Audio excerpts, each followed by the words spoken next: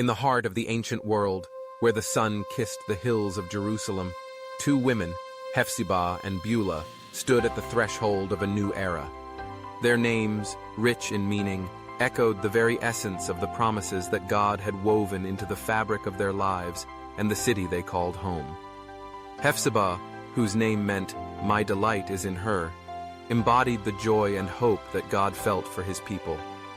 Beulah, meaning married, represented the covenant relationship between God and his people, a bond that would not be broken despite the trials and tribulations they had faced.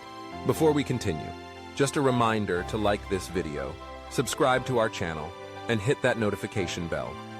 By doing so, you'll stay connected and up to date with future content. Now, let's continue delving into Isaiah chapter 62 and the message God has in store for us. Jerusalem, once a city of desolation, was on the brink of transformation. The echoes of past destruction still lingered in its streets, remnants of a history marked by exile and disgrace.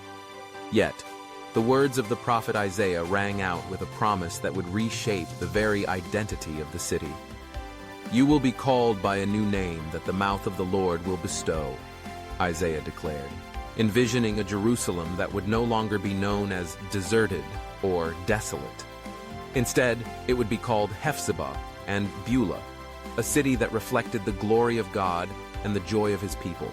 As Hephzibah and Beulah walked through the ruins of Jerusalem, they envisioned a future where the city would thrive once more, a place where God would dwell among his people. They could almost hear the laughter of children playing in the streets, the sounds of worship rising from the temple, and the vibrant life pulsating through the once barren land. This transformation was not merely physical. It symbolized the spiritual renewal that God had promised to his people. The city, no longer deserted, would stand as a testament to the redeeming love of God, a beacon of hope for all who sought refuge in his presence. Hephzibah, with her gentle spirit, often gathered the women of the city to pray. She understood the power of prayer, the importance of interceding for their land and their people. "We must cry out to the Lord," she would say, her eyes shining with determination. "For the promises of God are sure, and we must labor in prayer until we see the fruit of his promises come to pass." The women would join her, their voices rising in unison, a chorus of faith that pierced the heavens. They prayed for the restoration of Jerusalem, for the exiles to return, and for the glory of God to fill their city once more. Beulah, on the other hand, felt a deep urgency to proclaim the message of hope that God had given them. She believed that the transformation of Jerusalem was not just for their own benefit, but for all nations. "Come, let us gather the exiles," she urged her friends, "and let us tell them of the love of God that is being poured out upon us.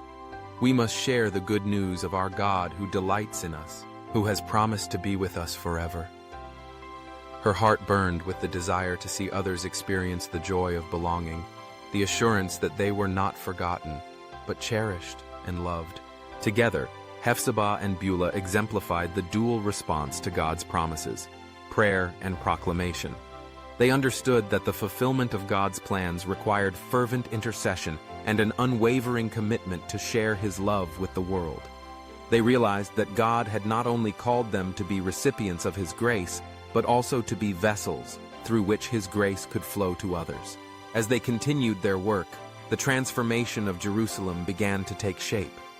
The streets, once filled with rubble, began to echo with the sounds of life. The temple was rebuilt, its walls adorned with beauty, a place where the presence of God would dwell among his people. The promises of Isaiah came alive as the city was filled with laughter, joy, and worship. Hephzibah and Beulah witnessed firsthand the glory of God being revealed in their midst. Yet, even amidst this transformation, they were acutely aware of the injustices that still plagued their world. They saw the toil of the laborers, the struggles of those who worked tirelessly, yet reaped little reward.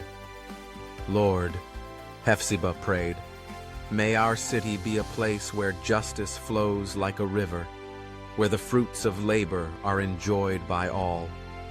This prayer echoed the heart of God, who had promised that those who toiled for a harvest would not labor in vain.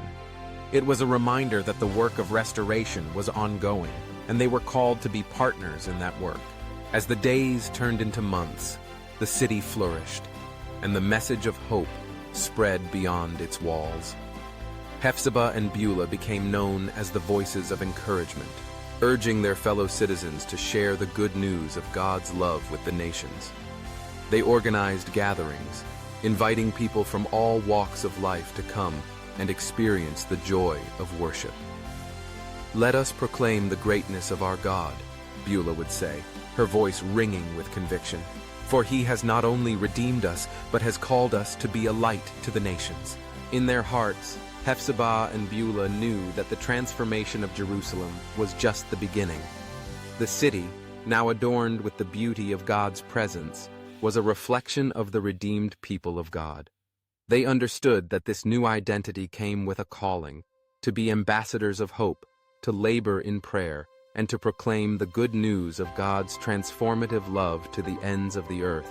As they stood together, gazing upon the vibrant city that had risen from the ashes, they felt the weight of their mission. They were not just witnesses to a miraculous transformation. They were active participants in the unfolding story of redemption. With hearts full of hope and hands ready to work, Hephzibah and Beulah embraced their roles as intercessors and proclaimers, knowing that the promises of God would continue to bear fruit for generations to come. If this message resonates with you, take a moment to praise our Lord. Type, "Glory to Yahweh," in the comments as a declaration of praise and glory to our Father for his infinite love, mercy, and patience for us. God bless you.